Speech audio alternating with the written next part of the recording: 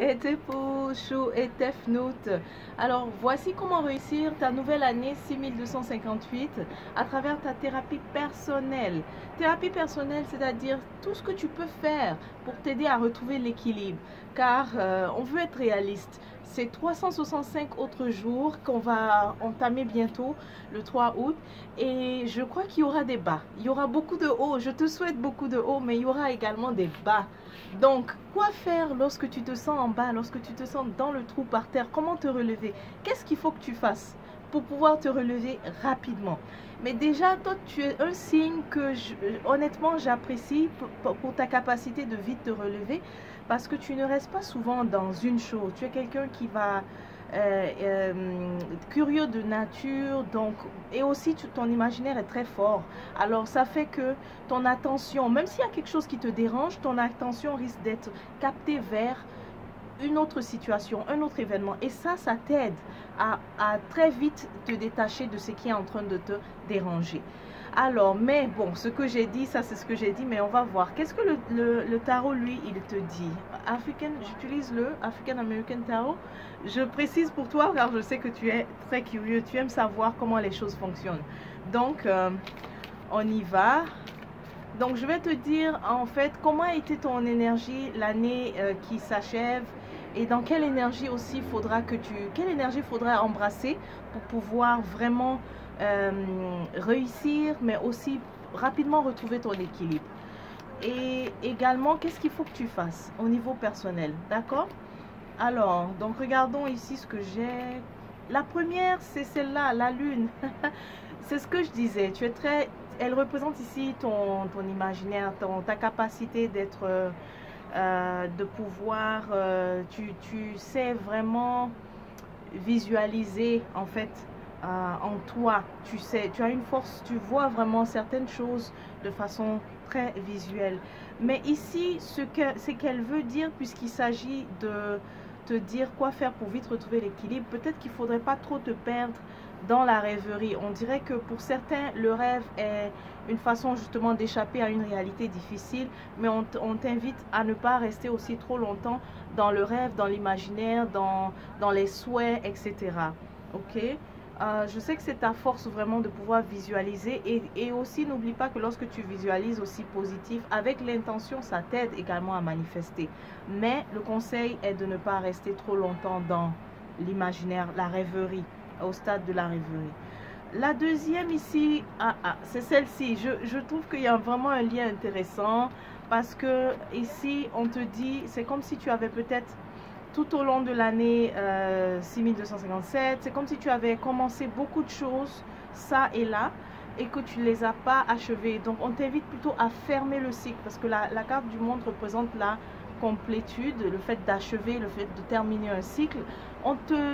Donc, on te suggère vraiment d'achever ce cycle, de terminer certaines choses, de compléter ou de fermer aussi certaines portes, n'est-ce pas?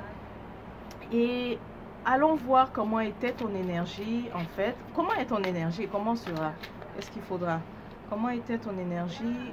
J'ai celle-là. Oh oh. Oh, celle-là, il y a beaucoup de choses à dire. C'est la prêtresse. C'est la carte de la grande prêtresse. La carte de la grande prêtresse, dans cette situation-là renversée, donc pour certains d'entre vous, il y a eu vraiment une déconnexion avec ton intuition. Il y a ça s'est produit. Il y a aussi, je peux carrément dire que tu as perdu même c'est pas perdu, mais c'est l'intuition, le troisième œil, voilà, c'est ce que je voulais dire. Le troisième œil qui s'est vraiment fermé, qui s'est bloqué. Mais pour d'autres, Chou et Tefnout, ce que je vois, parce que le 2 ressort ici énormément, c'est pas une carte qui montre habituellement la dualité, mais ici, dans ton contexte, on est en train de te dire que tu as vraiment été entre deux dimensions, entre deux mondes, entre deux choses, Chou et Tefnout. Et c'est comme si on t'invite peut-être à fermer une ou alors en tout cas compléter parce que c'est comme si tu es dans l'air entre deux. Ok? Alors, comme ça, vraiment, je vois cette dualité-là ici. Il y a eu aussi des révélations, des choses qui étaient cachées, qui t'ont été révélées définitivement cette année, au courant de cette année qui s'achève. Mais surtout, ce que je ressens dans cette carte, on parle d'avoir été entre deux. Et que là, il faut que tu, tu passes à... Soit tu choisisses un ou l'autre.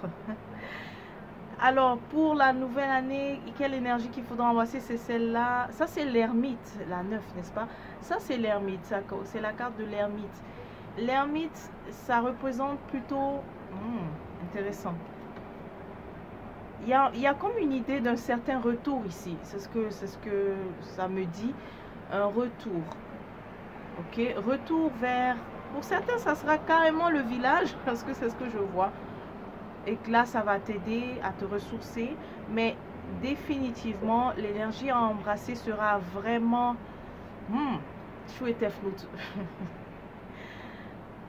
Oh, voilà, ça c'est quelque chose que tu ne veux pas faire, mais on t'invite à devoir le faire cette année. Il va falloir que tu te priorises et que tu priorises ton ressourcement. Donc aussi que tu priorises même, en fait, tout ce que tu dois faire, que ce soit cette fois-ci orienté pour toi. Peut-être tu as l'impression que je suis en train de te dire, ah, il va falloir que tu sois égoïste cette année, l'année à venir, mais c'est ça ton message. C'est ça ton message. Parce que là, ici, ça, c'est pas entre deux comme ça, je sais pas. Mais là, on te dit de l'ermite, c'est te ressourcer, mais te prioriser. D'accord? De prendre des décisions aussi par rapport à toi. Des décisions, des actions, surtout de faire des actions pour toi. Donc, de devoir te recentrer. Ok? C'est vraiment cette énergie qu'on veut que tu embrasses. Et si tu le fais, eh bien, tu vas voir que ça va vraiment, vraiment être très bénéfique. D'accord? Pour certains, ça c'est très spécifique, la prochaine que je vois. Il y a cette déception-là où tu... Autant dans les relations, donc ça peut être dans les relations sentimentales, mais ça peut être aussi dans d'autres domaines, ou lorsque tu t'associes, tu finis vraiment déçu. Le 3 ici, tu vois. Le 3, c'est vrai, le 3 d'épée, il symbolise vraiment la déception, la peine, la séparation. Mais ici, spécifiquement pour toi, ce qu'on montre, c'est c'est l'inverse de ça. C'est que tu vas toujours trop rapidement peut-être vers les autres, pour partenariat, pour peut-être faire des choses ensemble, mais que tu finis donc déçu. Mais je l'ai eu renversé. Donc ça veut dire que si tu te priorises, tu auras la capacité cette fois-ci de prendre le recul et éviter les déceptions, tu vois. Si tu te priorises, si tu acceptes de te ressourcer, si tu acceptes de faire les actions qui sont nécessaires cette fois-ci pour toi. Donc si tu ne te mets pas en mode ah non les autres, ok les autres ont dit ça, l'entourage, mes amis, mes frères, mes ci, mes ça, ils veulent que je fasse ci, ils veulent que je fasse ça. Si cette fois-ci tu te priorises et puis par la suite les autres, eh bien tu vas aussi pouvoir avoir de l'avance sur ça. Et dans ce que je vois ici, ça a l'air d'être très répétitif, ça, cette question d'être finalement déçu. D'accord? Mais il faut pas, j'ai pas envie de parler avec un ton